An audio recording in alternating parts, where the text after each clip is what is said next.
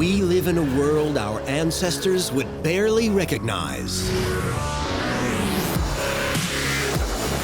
Around the globe, the impact of human ingenuity is now everywhere. We've pushed back the limits of our planet at speeds, depths, and heights that would have left our forebears breathless. Driving all these achievements is humankind's extraordinary gift for invention. Through genius and inspiration, we've created exceptional solutions to complex problems. From the everyday to the spectacular, some good and some not so good. This series celebrates the million ways our great inventions have transformed our world. It's one small step for man, one giant leap for mankind.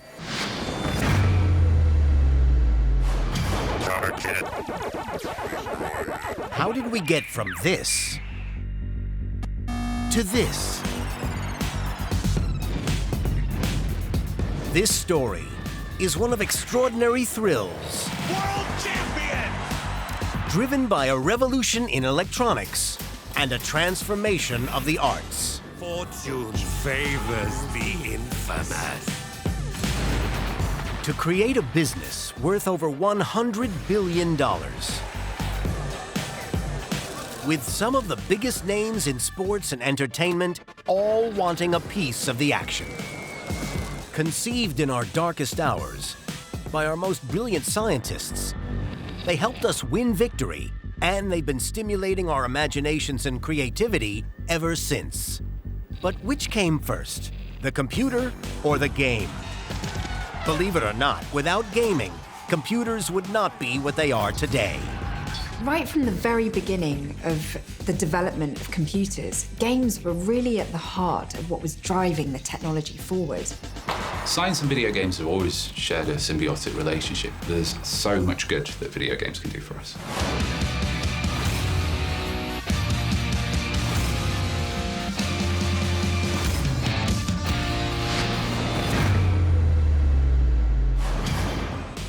The origins of this incredible partnership go back to a time when evil was on the brink of triumph. The Second World War. Britain is in mortal danger. 500 German bombers and Messerschmitt fighters roared over the English coast. German bombers broke through London's defenses and reached the center of the city.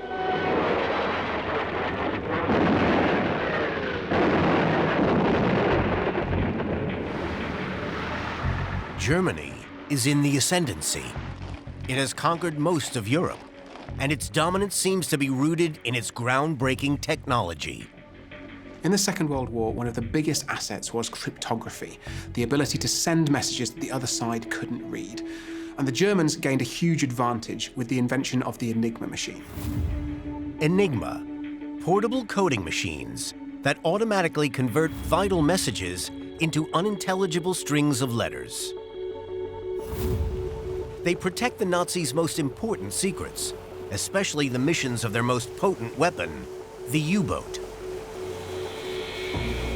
They might send the coordinates of a submarine which would have moved a couple of hours later. And that means the British intelligence needed to work out a very fast way to crack these codes and find out what messages were being sent.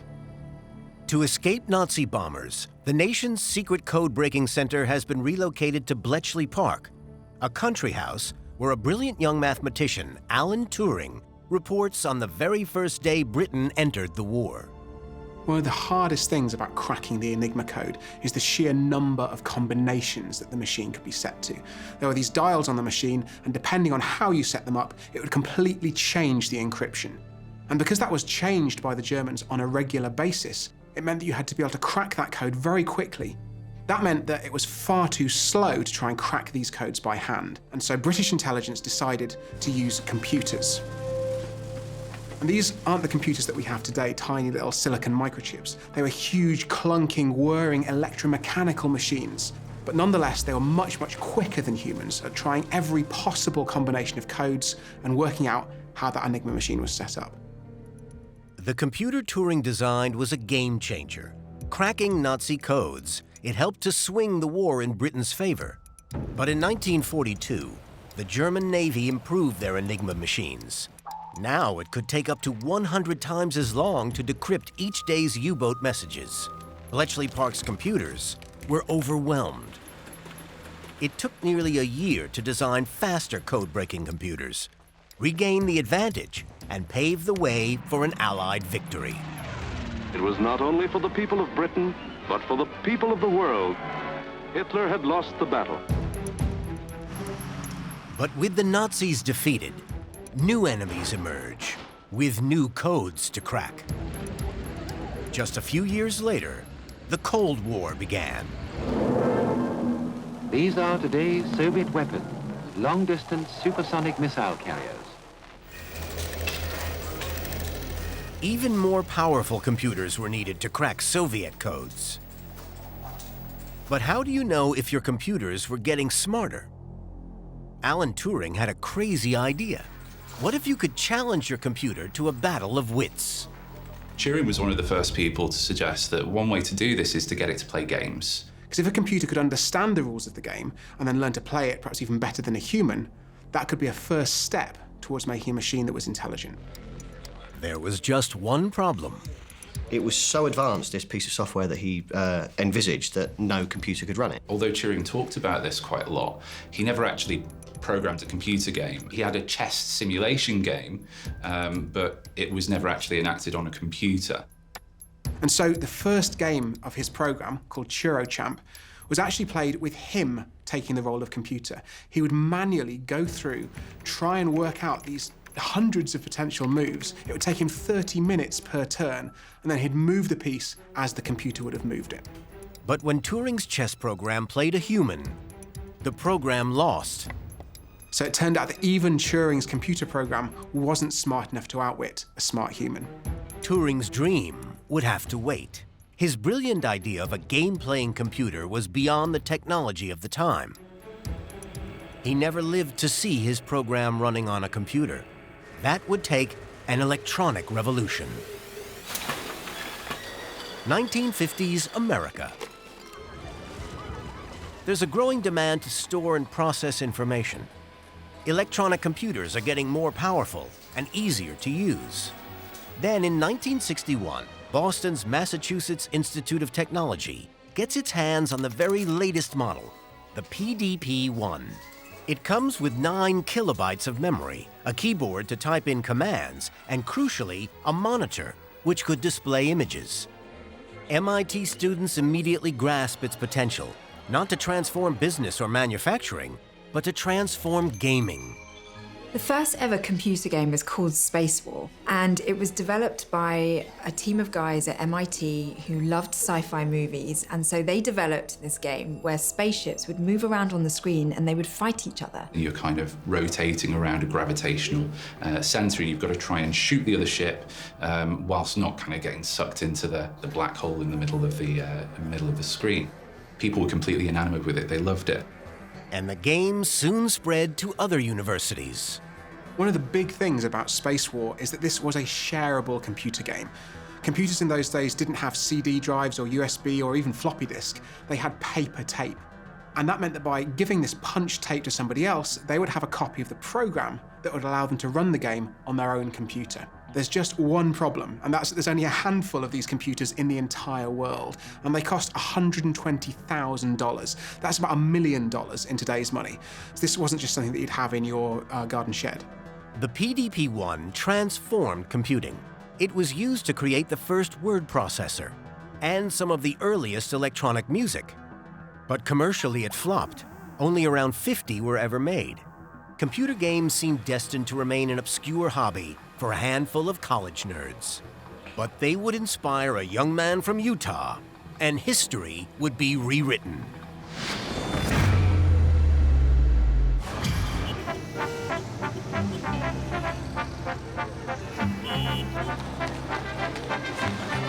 The USA in the 1960s. Americans have more money and more leisure time than ever before. Introducing the American way of life on the threshold of the golden 60s. Comfort, recreation, fun. These are the ultimate desires of today, tomorrow, and the years ahead of us. It's a boom time for drive-in movie theaters and bowling alleys. And the new phenomenon, teenagers are demanding to be entertained. Pinball machines are hugely popular, but one student in Utah believed he could do much, much better. The thing that's interesting about Nolan Bushnell is the way that he recognized the potential to do something with computer games that nobody else had.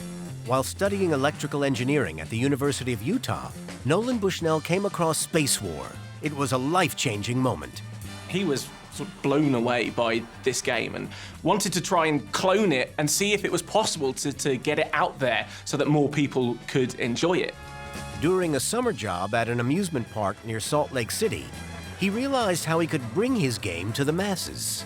These were arcades with like pinball machines and all the things like that. But he saw how people were really interested in getting engaged with playing those machines and thought, could you take the computer game that I've managed to play at university and put that into an arcade? But would people be interested in a slot-controlled computer game? Bushnell was sure that they would, if the game's machine could be made cheaply enough. A recent university graduate, Bushnell decided to build his own dedicated gaming computer from borrowed parts from his new employer, who didn't seem to mind. Really, this first idea of trying to get a computer game down to a point where it was small enough and it was cheap enough that you could monetize it. You could stick it in a bar or in an airport or in a hotel somewhere. People could put money into it and play a game for a bit, and you could make money off that. The game Nolan Bushnell came up with was Computer Space. At less than $1,000, it was affordable, and its design certainly made a big impression. It's like this weird, elongated, bright thumb with a computer screen where your nails should be in this like really weird sort of Buck Rogers-style control panel in front of it. So, I don't know, it must have looked like something completely crazy when you saw it. But his design for the world's first coin-operated video game was less than ideal. Nobody was quite sure when they approached the cabinet what they were meant to do with it. It was a little nerdy for the average user, seeing as its manual was multiple pages long and basically required a computer science degree to even start to understand. 1,500 computer space machines were built, but they didn't all sell. Nolan Bushnell's gaming revolution seemed to have stalled. Despite the lack of success of Computer Space, he wasn't deterred. And in fact, he went away and started his own computer game company. And the first game that they really tried to have a go at was much, much simpler. Very, very simple tennis game that he set his engineers the task of developing. Bushnell was determined to learn from his earlier mistake. Simplicity was the key. Instead of using a multi-page manual, he created one line of instructions. Avoid missing ball for high score. Beautifully simple and to the point. To be honest, you didn't even need those. It was obvious. Don't let the ball go away, just keep on hitting it backwards and forwards. There is really nothing to it. It's just a single dial and you go up or down, and that's it. There's no fat on that at all. The simple game got a simple name, and it wasn't long before Bushnell got an unmistakable sign that Pong was going to be a big hit.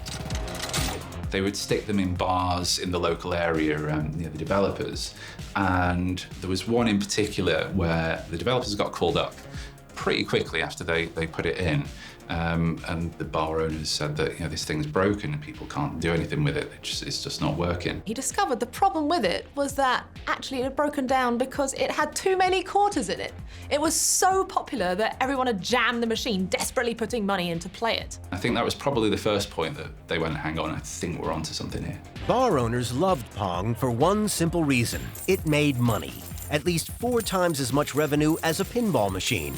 It was a massive success. Pong turned Nolan Bushnell's fledgling company into a household name, Atari. And with 19,000 sales, Pong also kick-started a whole new kind of business, arcade computer games. Unlike their pinball rivals, as tastes changed, so could the games. An arcade game like pinball as lovely as it is, it's very determined by the actual physical machinery of the unit, right? And that's hard to change. Whereas a computer game is software. All you need to do is upload that software and maybe just change the artwork on it, and then bam, you have a new game. And this flexibility would prove a lifesaver for gaming companies. In 1981, the Japanese company Nintendo took a big risk trying to break into the US computer games market. They'd got this game, Radar Scope, which had done very well in Japan. It's second only to, I think, Pac-Man at that time. But they were setting up in the US and had taken a very big gamble. I think it was something like 3,000 units they'd shipped all the way to America. Once it was over there, they realised it wasn't doing quite as well as they'd hoped. They weren't able to sell them. Normally, Nintendo would have gone bankrupt, but the software revolution was about to prove its worth. By that point, the hardware was effectively generic, so you had got a monitor and you'd got a cabinet and a joystick and some buttons. So instead, they just repurposed them, stuck new stickers on them, and uploaded a new game and shipped that out. And that game we all know and love. It's called Donkey Kong and was a huge success. 150,000 Donkey Kong arcade games were sold, making Nintendo $1.75 billion. Donkey Kong was revolutionary for other reasons too. This was a computer game with a story to tell. A little carpenter watches in horror as his girlfriend is kidnapped by a gorilla. The player must help the carpenter rescue her. I was interested in the idea of narrative. Actually, it doesn't just have to be about shoot things and high score. We can tell a story. And the name of the carpenter? Mario. But you probably know him better as a plumber. He's since appeared in over 200 computer games. Computer games had gone from cottage industry to big business in just a few years. By 1982, the arcade game industry was earning $27 billion. It was the golden age of arcade games, and everyone had their favorites. My favorite was the Teenage Mutant Ninja Turtles arcade game. It was a really hard game. You're going around, you're just getting beaten up by everybody. Mortal Kombat was a big one. I had my first kiss behind a Mortal Kombat arcade cabinet. So even though the graphics didn't look so good at the time, I have very happy memories of those sorts of games. Happy players spent money. And arcade owners fell back on old tricks from the gambling industry to keep the quarters flowing. In many ways, these arcades employed the same techniques that casinos do in terms of making sure you stayed there as long as possible. Now, what do? We want someone to kind of lose track of time. Well, we avoid having things like clocks around. We make sure that there's no natural sunlight. We make sure that there's a lot of stimulus in terms of sound and color, because obviously the longer you play, the more kind of coins you put in that slot. But despite the trickery, after just a few years, the arcades started losing their appeal. The fundamental problem was lack of choice. We couldn't just have everything. We had whatever was at the place that was nearest when we'd got 10p's in our pocket. Or it was what the one was that was in your local chip shop. By the mid-'80s, arcade game revenue had fallen by 2/3 from its peak in 1982. The golden age was over.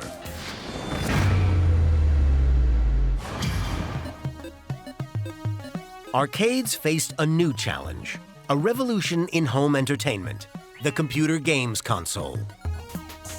The first games console was called the Magnavox Odyssey. What a delightfully archaic name that is. And it was revolutionary because for the first time it took games out of the arcade and into the home. But the thing is, it was still rather clunky. It could only had enough power to generate, say, 1 or 2 pixels either side of the screen and then maybe a blob in the middle to represent a ball. So in order to make it into any kind of entertaining game, it came with plastic overlays which you'd stick onto the screen to turn this into some kind of adventure. If you wanted to play hockey, then you'd put a transparent plastic overlay on the screen that made it look like a hockey pitch. If you wanted to play football, you'd just swap it out for that. It didn't have sound or color, and it couldn't be updated. The Odyssey's electronics were too primitive to run software. Instead of just loading and saving new data onto the machine, you were basically inserting a whole new circuit board, almost an entire new computer, specially designed to play a particular game. And yet for 3 years, the Magnavox Odyssey was unchallenged, the only home video game system in existence. More than 300,000 were sold. It was a tantalizing glimpse of the future. And really, it set up a whole genre of devices. It plugged into your TV, you could play different games on it. This was a precursor of every games console that's come since. The idea that you could actually interact with your television was mind-blowing. Like Alan Turing's chess program, the Magnavox Odyssey was a brilliant idea, but too clever for the technology of its time. The 1970s was the decade when the electronic revolution really took off. Computers were now processing data through tens of thousands of electrical circuits using transistors. A breakthrough in miniaturizing them meant you could pack lots of transistors onto tiny slivers of silicon. The result was the microprocessor, a computer on a single chip. This is a general-purpose computing unit. It can do addition, subtraction, mathematics, and it's programmable, so you can tell it what you want to do. Microprocessors allowed companies like Atari to create arcade games small enough to fit into the home. So a few years later, a new device comes on the market, the Atari 2600, built by our old friend Nolan Bushnell. And this was a truly revolutionary device. Now you could just go out and buy a game, which came on this sort of cartridge that you plugged in, and off you went. Atari uniquely were very well placed at that point to be the people that did that, because the name Atari was synonymous with arcades and gaming. Yet, despite its advanced technology, the 2600 didn't sell well. Atari's chief executive believed the problem wasn't the tech. The company's games simply weren't good enough. He was aware that popular arcade games like Space Invaders and so on were a huge hit with the public already. So he figured he could buy the license for those kind of games and put them on his console. The availability of this on the Atari platform propelled its sales to new heights. I think that's the first time that you had a third-party game sold on somebody else's platform. That was huge. Space Invaders helped Atari sell 30 million consoles over the next 15 years. It was a gold mine. So other electronics companies tried to muscle in with their own games consoles. So soon we started seeing more and more consoles appearing every year. And this was thanks to the fact that sort of computing technology was exploding. And each company insisted that their technology was better than anyone else's. You've got Nintendo saying they've got Mode 7 graphics where they can rotate and scale 2D things to look like 3D.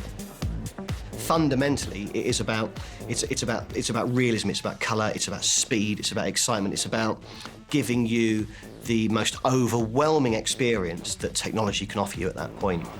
This was the era of Sony's PlayStation 2, the most popular console of all time. It sold more than 150 million units. Entertainment was being transformed. I was definitely a games console kind of girl. It was the thrill of challenging myself that I think got me hooked. Platforming, I think, was the thing that I was sort of most into at that stage. And, you know, they were really, really fun games, even though, you know, quite simple. I always wanted Nintendos for some reason, because I always thought they were a bit better. Sorry, Sega. I think Mario is better than Sonic. I feel I've reached that decision after playing both. Mario's definitely better than Sonic. It is. But in the 1980s, a new foe challenges the console makers. It wasn't a rival company. It was a totally different machine.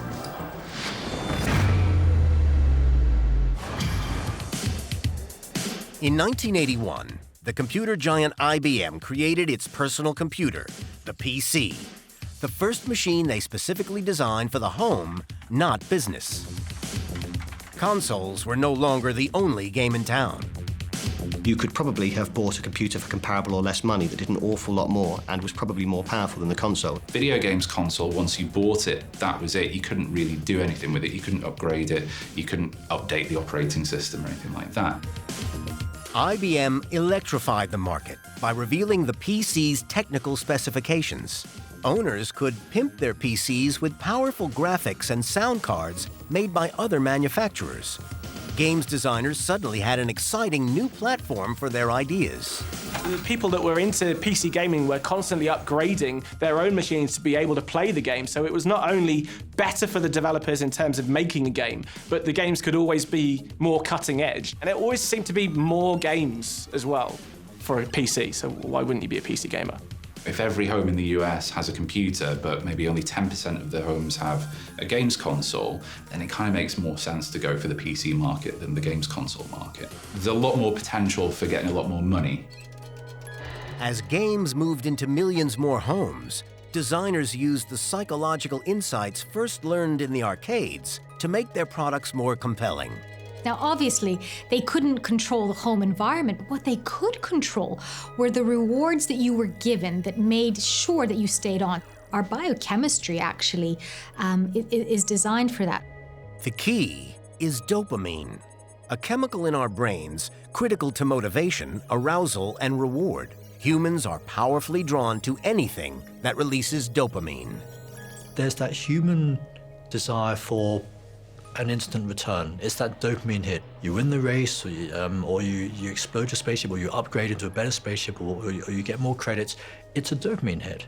The human desire for dopamine hit, that instant return on our kind of investment in time, is something that becomes very addictive. Game designers are brilliant because, they understand the human psyche very, very well. From the moment computers entered the home, a whole new generation of gamers were hooked. There were games for every taste. You could control colorful characters across perilous platforms. I absolutely loved Chucky Egg. I just remember as well, like when his little legs would go like that, it would like it had some great sound effects. You could become god of your own world. Control simulated humans.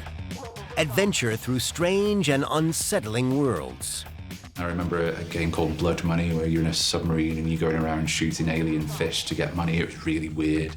You could manage a premiership football team, fly a fighter jet, or drive your very first car. Outrun, I think, was one of the first I can really remember spending a lot of time on. You could even unleash your inner Caesar or Napoleon to conquer virtual worlds. But real enthusiasts didn't want to just play games, they wanted to make them as well. And since PCs could understand programming languages like BASIC, they could. And the first game I can remember playing on it was something called Eatem 2. It was a bit like Pac-Man. I thought was most exciting about it was that you could design your own map. So you could go into a separate program, you could put in walls, and you could control where the monsters would appear and where the power-ups were. I think we had a games typing book where you type in entire games. And so that was a lesson in patience. It'd take way longer to write the game than you'd ever play on it, but it was really teaching me about how logic and programming works, which is something I do like all the time now in physics. So my sort of gaming experience, I think, has sort of influenced my life. The ability to create your own games in your own home was extraordinary. And by the 1980s, gaming would enter a brave new world, a world where no nerd had ever ventured before.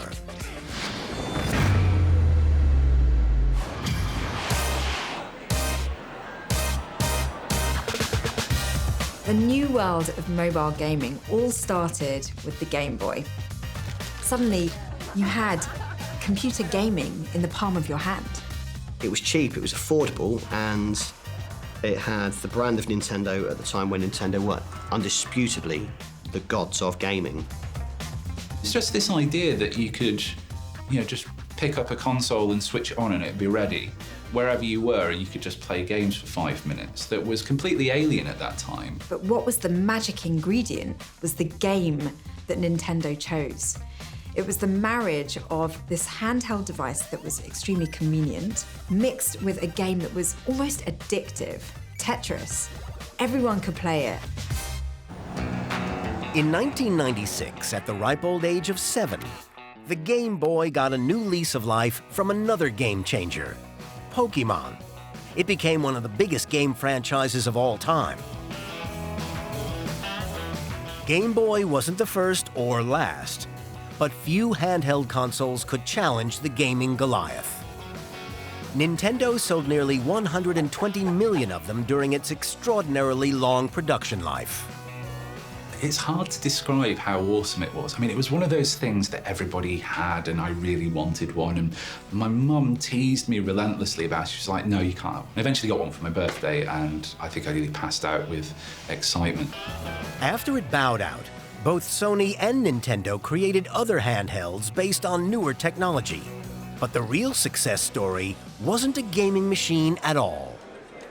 And it was all down to the genius of one man, Steve Jobs, when his pioneering company Apple kickstarted the smartphone revolution. The huge popularity of the powerful iPhone and the rival smartphones that followed meant the handheld console became less relevant.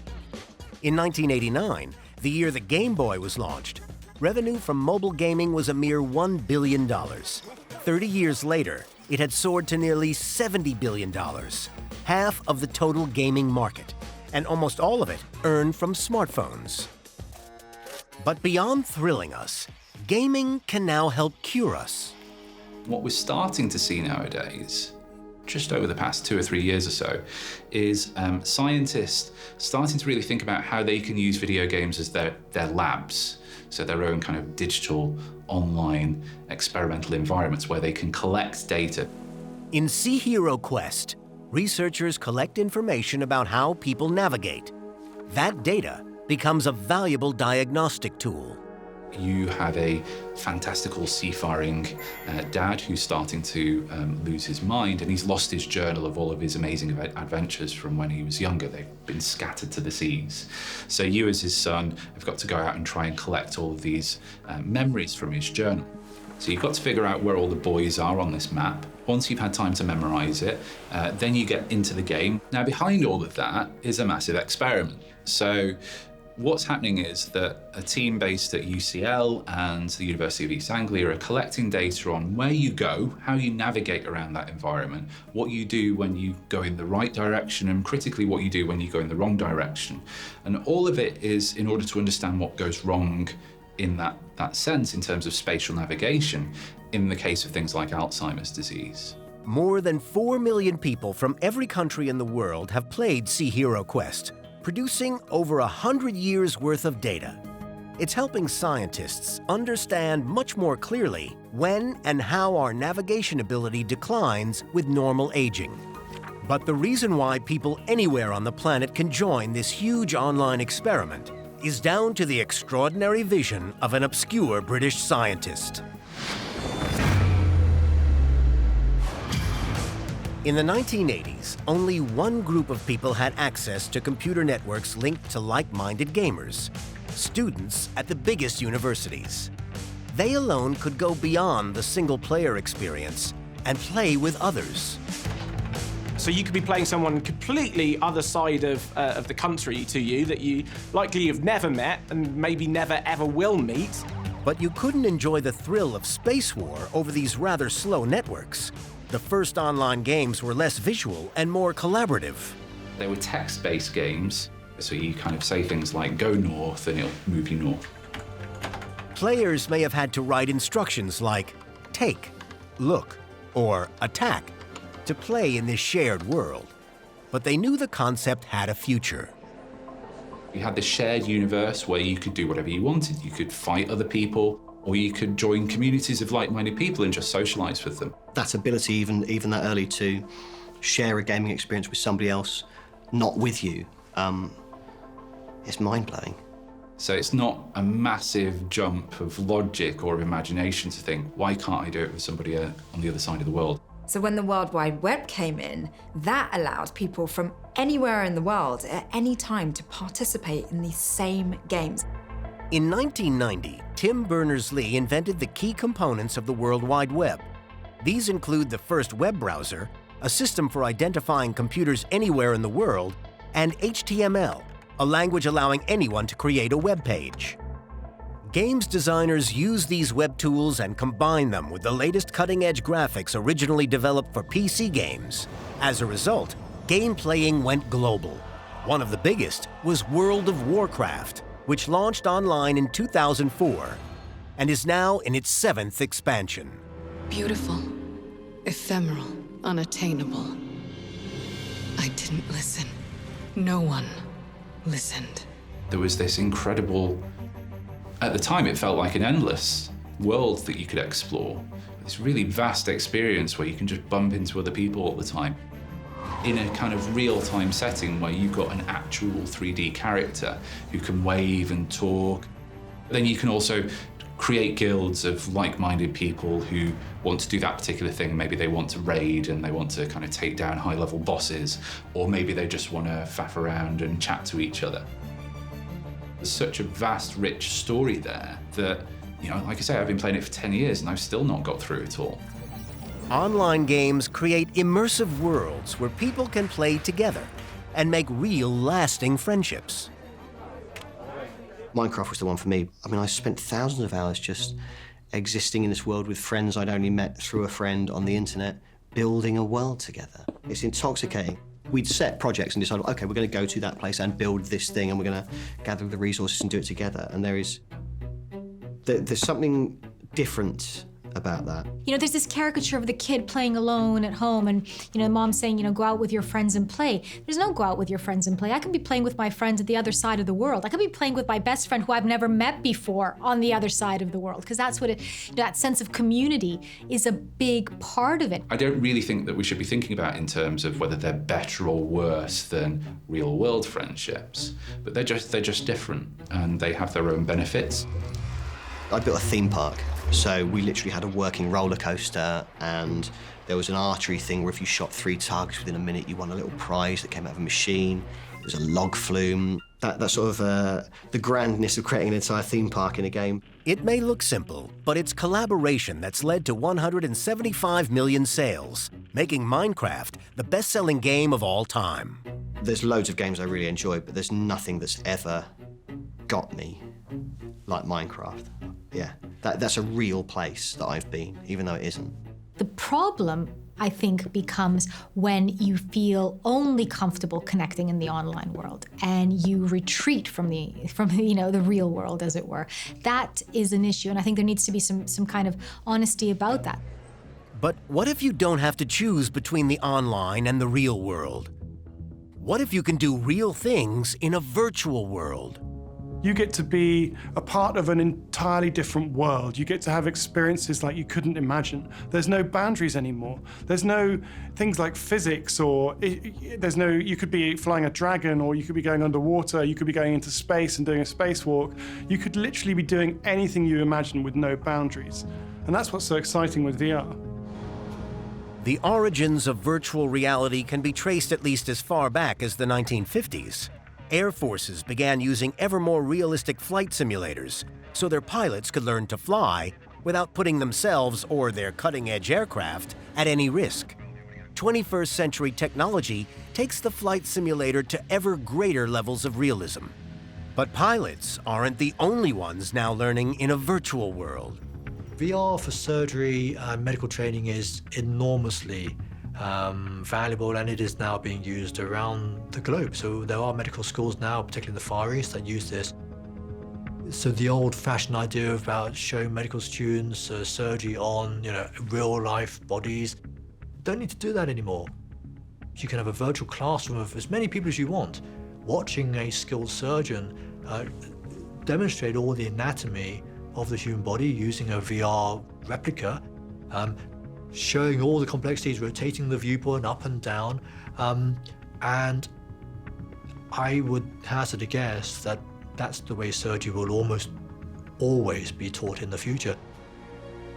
But it was the military who had the most resources to create sophisticated simulations, and the biggest need for them. In the past, training American soldiers with live ammunition led to disastrous accidents. 1 in 6 of the soldiers who died in Vietnam were not killed by the enemy, but in training. So in 2012, after 5 years of development, American soldiers began virtual training.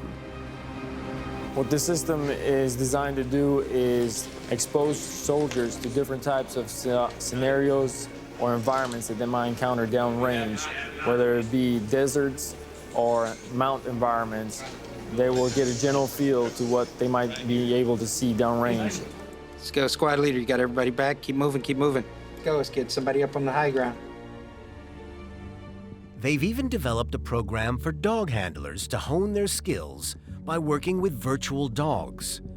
It could help them find real roadside bombs. And with the continued targeting of civilian and military personnel, it serves a vital current need. As well as allowing professional soldiers to train in complete safety, virtual reality can also help us better understand the experience of our fellow civilians, caught up against their will in conflict. We help to produce this interactive, immersive piece that puts you into the shoes of a family in Syria, in the middle of the Syrian conflict. And it lets you see how families are living at the moment, this many years into the war. And you have this very physical, very human connection, this emotional connection to another person. But then something terrible happens. The room essentially gets raided by some local militia.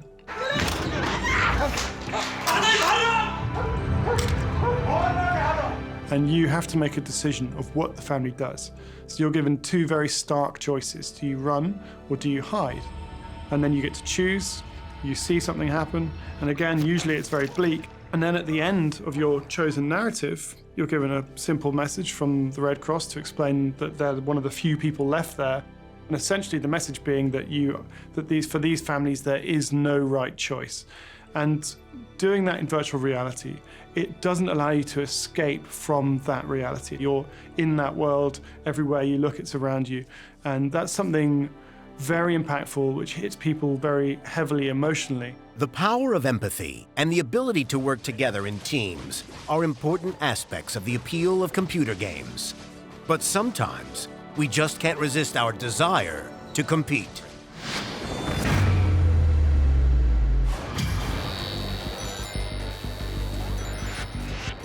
We often think of video games as a very isolating experience. It's somebody doing something on their own, but actually, since the 1960s, since those early video games arcades machines, and even previous to that, games have been multiplayer by design. Gaming is more fun with other people. Play is a thing that you do with people, whatever form play takes. And those earliest games, like Space War and Pong, you have the thrill of a human opponent. I get to beat you, and that is more compelling than beating a computer. If I play you 1,000 times, it will be different 1,000 times. If I learn the way a computer behaves, I can beat it every time once I know how to beat it. So in the 80s, Atari ran a massive Space Invaders tournament. Space Invaders had just been released on Atari's pioneering console, the 2600.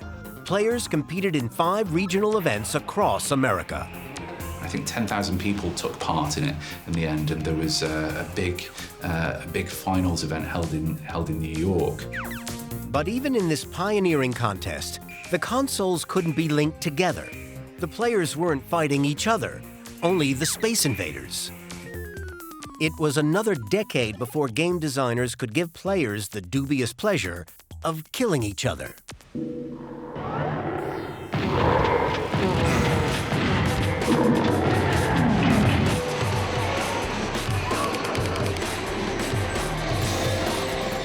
Welcome to the world of the first-person shooter. Doom was one of the first games that introduced the deathmatch, the free-for-all. You have your level, your game arena, and you're free to roam around, but you are, completely on your own. And the point is that everybody else is an opponent, and you need to kill as many people as possible. It was insanely addictive, incredibly fun, but incredibly competitive at the same time, almost like a sport. But it wasn't the creators of Doom who turned the deathmatch into a global online phenomenon. The original Doom had multiplayer that was only local, right? You had to be on the same network, and that was it. It was actually the fans themselves that decided to incorporate it and sort of hack it so that you could play it across the whole internet. You could play against anyone around the world. In the late 1990s, online gaming was growing fast. But to get the best experience, you needed the fastest connection. And at the time, South Korea was the most connected country on the planet. They were going through this sort of financial crisis at the time, and the government's response was to pour money into technology infrastructure. So South Korea has some of the best kind of internet networks and infrastructure in the world. So when the online strategy game StarCraft was launched in 1998, it was a huge hit in South Korea, selling 2 million copies there in its first 3 years. Professional players formed teams and started playing against each other in ever bigger competitions, to ever bigger crowds, in ever bigger arenas. the gaming world, very much like the athletics world, has its superstars, has its amazing athletes. You can buy merchandise, you can buy t-shirts with the team's names on, and you can buy a hot dog for 10 quid, and then you can go and sit down. And for 10 hours a day, you can sit and watch hour-long gaming tournaments back to back. If you're not in that world, it feels like a subculture, but it's a huge subculture. We're not talking, a few hundred people here. We're talking literally millions of people. We know that there's people that absolutely have amazing careers doing this, that are poster boys and girls doing this. People are celebrities in their own right. If you've ever seen football covered, it's that. They know the individual players, and they know their team, and they're there to support them, but they're all playing a video game instead. Spectators at these esports events are as enthusiastic as any other sports fans. They're enjoying watching high-level gameplay, so seeing people able to do things that you wouldn't be able to do yourself when you play that game, because in the same way that you can appreciate a really good footballer because you know how hard it is to kick a ball well, you can really appreciate a squad of players working together well or individually doing things that would be beyond your ability. And just like conventional sports, millions of viewers watch the big events at home. Not on TV, but online, where designers have adapted their games for spectators. You could control an in-game camera that you could fly around a game that you'd played previously, so you could get really good action shots from different viewpoints. That was quite groundbreaking when it came out in the early 2000s.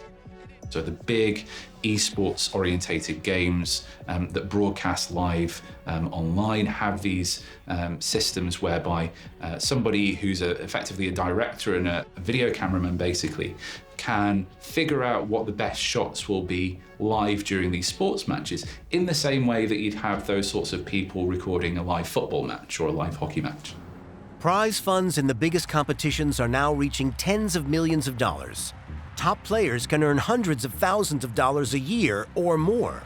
You see people who are, teenagers who are getting paid so much money to play computer games. I mean, back when I was a teenager, I'd love to be able to do that. Wasn't a thing. In 2018, the global esports market was worth $900 million, with a worldwide audience of 380 million viewers. The traditional sporting world is waking up to the huge opportunities now available in esports. Then what we started to see was more investment from big multi-conglomerate sports ventures, so people who own big NFL teams or NBA teams in the US, starting to buy into esports teams as well. Even if the games themselves are a bit different to football and cricket. There's something about putting everybody in an environment and making them fight for their lives, and that's the essence of what makes those sorts of things so exciting, is the stakes. It's death. It's death. From their early days as a bold dream conjured up in the mind of one of our greatest thinkers, the invention of computer games has transformed our world. I think there's a lot of good things that have come out of gaming, right? You have a new sense of community, you have, this push on technology, you have the ability for, kids and young people to connect with each other around the world. I think what computer games have given us is a new way of actually telling stories. You can be immersed in that story, you can be part of it, and your decisions that you make within that game can change how the story ends. What gaming has provided is an entirely new sort of artistic, cultural medium. The depth for human creativity in terms of computer games is endless. It's given rise to, to new sports, as it were. It's given rise to new ways of connecting, communicating. It's given rise to new identities. There was a time when children were condemned for the amount of time they spent in front of their computer screens. It's those early gamers that have come up with apps and all the kinds of digital technology that we have today. Games have a huge potential to change the world looking towards the future. And I'm very excited to see what that turns out to look like.